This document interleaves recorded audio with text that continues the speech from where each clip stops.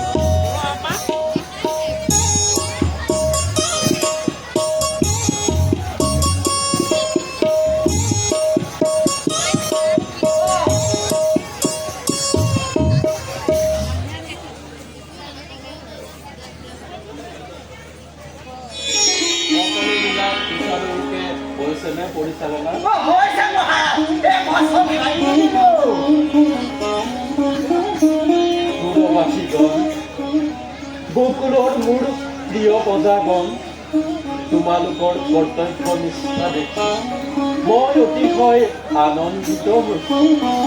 সকলোৰে জ্ঞাত যে এই পুত্ৰহীন নন্দৰ ঘৰত ভগৱানৰ আশীৰ্বাদত যশোদাৰ এটি পুত্ৰ সন্তান জন্ম হৈছে। এয়া আমাৰ পৰম আনন্দৰ দিন।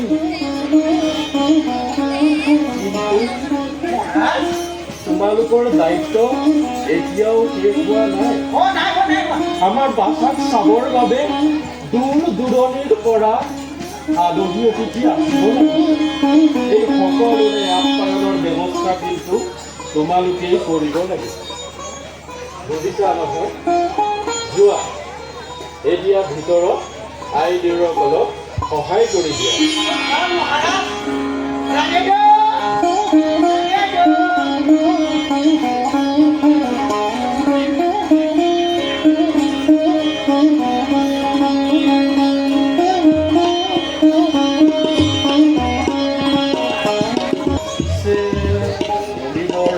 কেতিয়াবা আহি পায়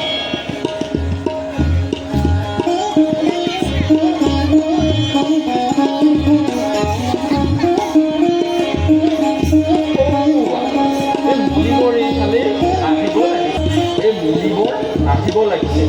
তুমি তেখেতৰ আসনৰ ব্যৱস্থা কৰা।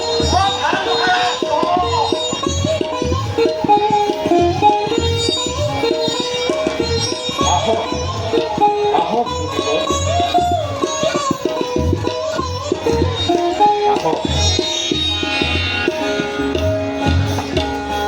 যশোদা, ৰোহিণী, যশোদা,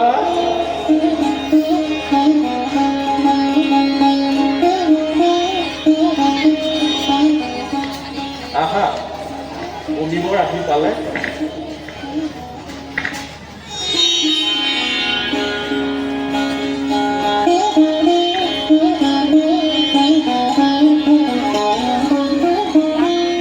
আসন গ্ৰহণ কৰা মুনিবৰ আৰু আমাৰ প্ৰণাম গ্ৰহণ কৰা।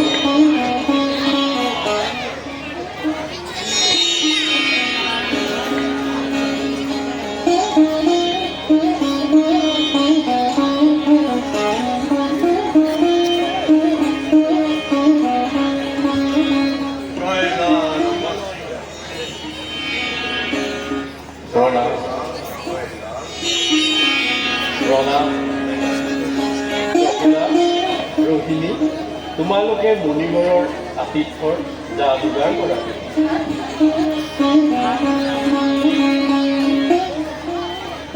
হে মুনিবৰ, আপুনি জগতৰ নমস্য যদুকুলৰ পুৰোহিত, লগতে এগৰাকী বিদ্যাং জ্যোতিষী আমাৰ এই সোণাটিৰ সোঁৱৰণীখন প্ৰস্তুত কৰিব লাগে।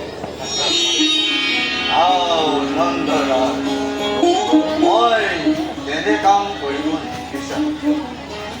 বাৰু নন্দৰাজ মুনিবৰ তোমালোকৰ মংগলে ভগৱানৰ আশীৰ্বাদত বৰ্তমান আমাৰ সকলোৰে মংগল বুলিয়েই ধৰে। কিন্তু মুনিবৰ সোঁৱৰণী প্ৰস্তুত কৰাত বাধা ক'ত? এয়াহে কিন্তু আমি একো বুজিব নোৱাৰিলোঁ। নন্দৰাজ তেনে কাম কৰিলে তোমাৰ পুত্ৰৰ জন্মৰ উদ্দেশ্য আৰু ৰহস্য বিদিত হৈ পৰিব আৰু গুণানন্দ কওক মুনিবৰ। বংশয়েও অপকাৰ কৰিব। পিছে মুনিবৰ আপুনি ইয়াৰ বাবে একোৱেই চিন্তা নকৰিব। এই সকলোবোৰ কথা অতি গুপ্তভাৱে ৰখা হ'ব। অন্য তেন্তে শুনা কিছু পূৰ্বাভাস। ৰোহিণীৰ পুত্ৰই জাতিৰ নাম উজ্জ্বল কৰিব। তেওঁ পুত্ৰ মহাবলৱান হ'ব। সেয়েহে তেওঁ পুত্ৰৰ নাম বলৰাম হ'ব আৰু তেওঁ প্ৰধান অস্ত্ৰ হ'ব কৃষিজীৱীৰ প্ৰতি নাঙল। আৰু সেই নাঙলতেই খ্যাতি জাতি ধৰ্ম বুদ্ধি বিদ্যা আৰু বলবীৰ্য নিহিত হৈ থাকে। আৰু মুনিবৰ আমাৰ বাছাৰ নাম কি হ'ব বাৰু? অধৈৰ্য নহ'বা নন্দৰাজ। তোমাৰ পুত্ৰৰ তিনি বৰ্ণ সত্যত শুক্ল, কেকাত ৰাতুল, দাপৰত শ্যাম। সেইবাবে তোমাৰ পুত্ৰৰ নাম হ'ব কি হ'ব মুনিবৰ? মোৰ পুত্ৰৰ নাম কি হ'ব? তোমাৰ পুত্ৰৰ নাম হ'ব শ্ৰীকৃষ্ণ।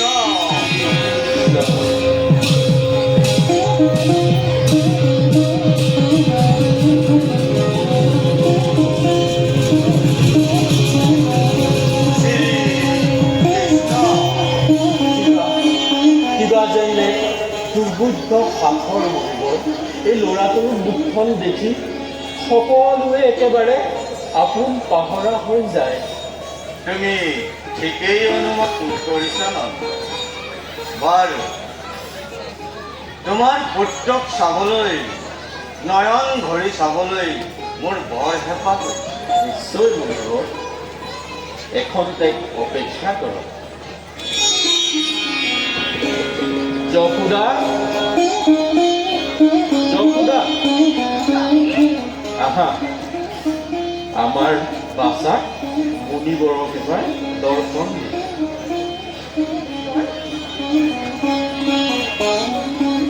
শ্ৰীকৃষ্ণাই নমঃ, শ্ৰীকৃষ্ণাই নমঃ। ধন্য ধন্য আদি গৰ্গাচাৰ্যৰ জীৱন ধন্য। বাৰু নন্দৰাজ আমি এবে বিদায়হে মাৰিম। ভাল মুনিবৰ। সৰ্বেশাং কৈলাম।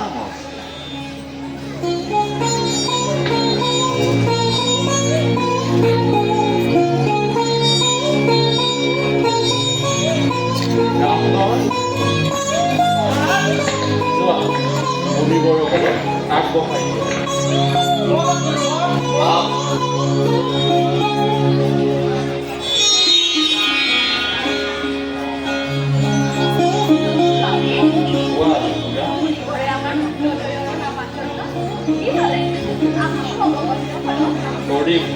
গৰীব যশোদা আৰু ৰোহিণী মুনিবৰে আমাৰ বাছাহঁতৰ বিষয়ে অতি গুপ্ত বাক্য বেগত কৰিছে। হয়, গুপ্ত বাক্য। এই ৰোহিণীৰ পুত্ৰ বোলে মহাবলৱান হ'ব। হয়, আৰু সেইবাবে তাৰ নাম কি ৰাখিছে জানা? তাৰ নাম হ'ব বলৰাম। বলৰাম হয় বলৰাম আৰু যশোদাৰ পুত্ৰৰ কিনে বাৰু যশোদাৰ পুত্ৰৰ নাম নবীবৰে আমাৰ বাছাৰ বিষয়ে কি কৈছে জানা কৈছে স্বামী ন্যায় ধৰ্ম নীতি শাস্ত্ৰ বল বৃক্ষে জ্ঞানে বুদ্ধিয়ে একেবাৰে সাগৰৰ সমান হ'ব বুলি আমাৰ বাছা ৰূপে গুণে সাক্ষাৎ নাৰায়ণৰ দৰে হ'ব বুলি আমাৰ বাছা আৰু বৰং শ্যাম হোৱা হেতুকে আমাৰ বাছাৰ নাম কি ৰাখিছে জানা কি ৰাখিছে স্বামী আমাৰ বাছাৰ নাম বৰং শ্যাম হোৱা হেতুকে আমাৰ বাছাৰ নাম হ'ব শ্ৰীকৃষ্ণ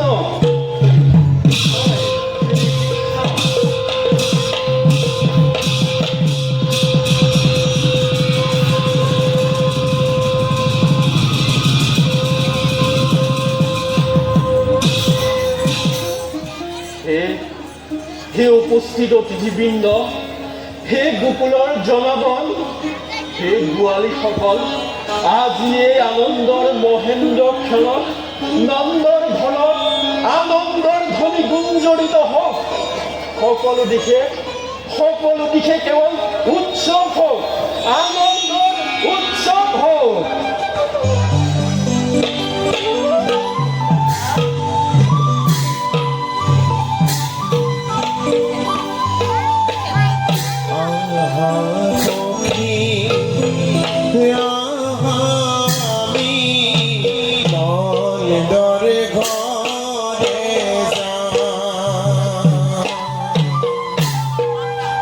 Go,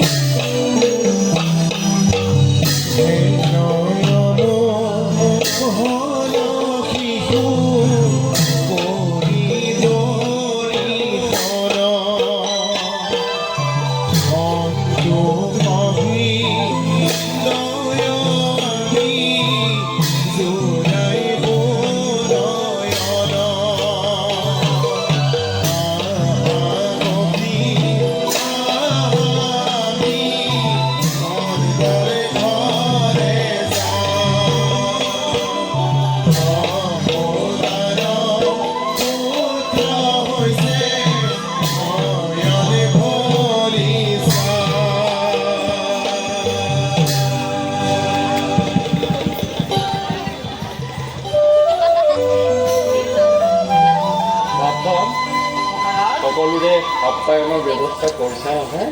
কৰিছোঁ মহাৰাজ। তোমালোকে শাৰী পাতি পাতি বহা।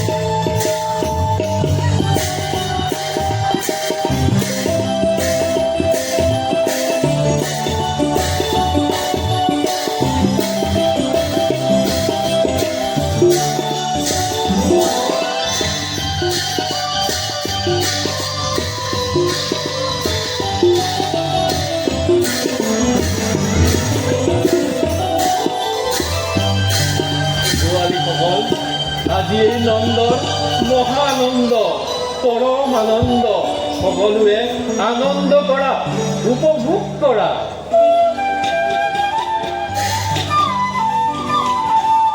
আজি আনন্দে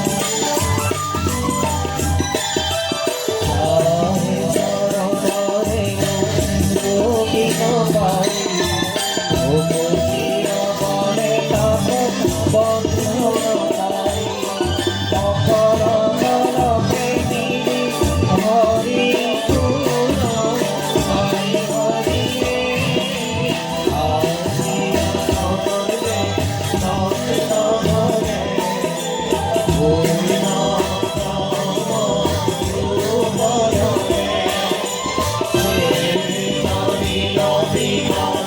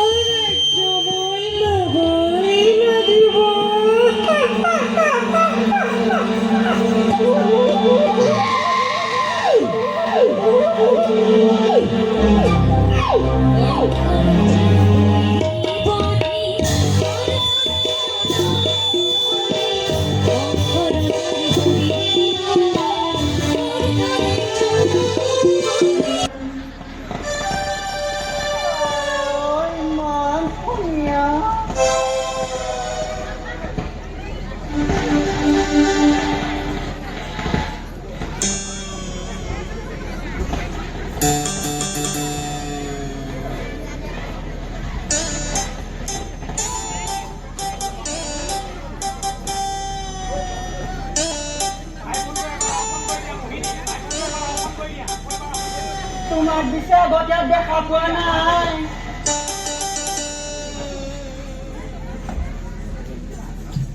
শুনিছা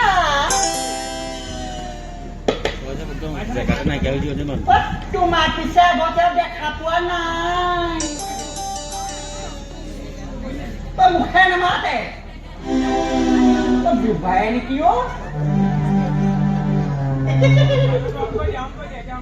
শুনিছা তোমাক পিছে আগতে দেখা পোৱা নাই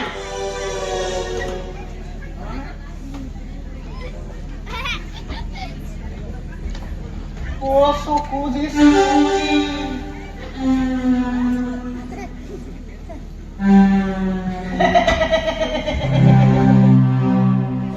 তোমাক পিছে আগতে দেখা পোৱা নাই কিয়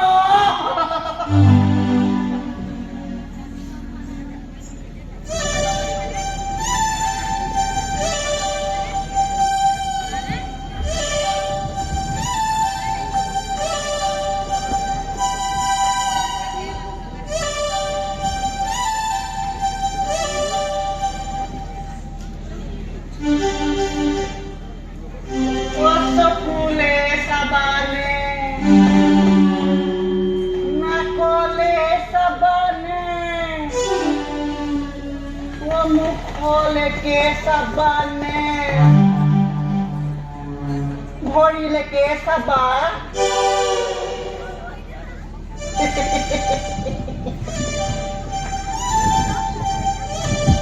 তোমাৰ পিছে নামটোনো কি মোৰ নাম মুহি মুহি পেলালে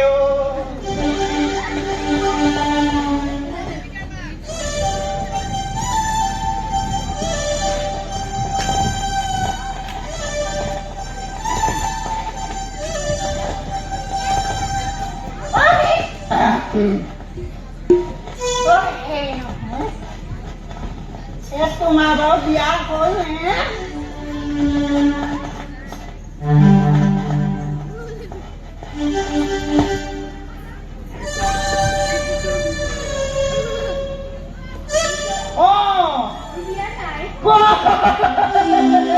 নাই হোৱা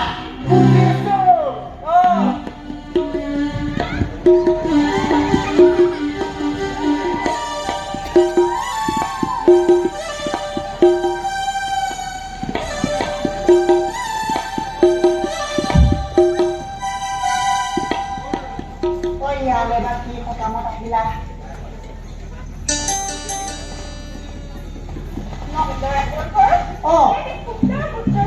হৈছে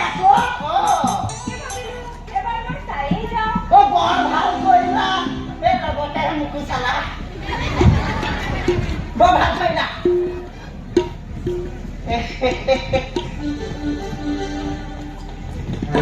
বিয়ালৈ আহিব পাৰি আৰু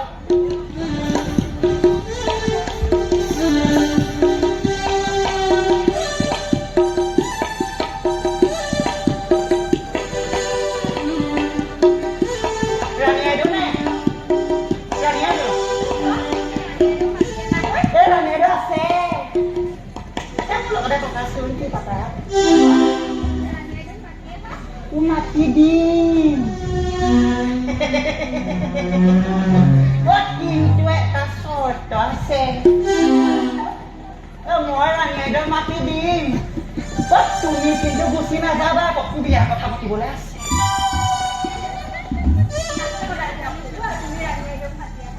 নোযোৱাতো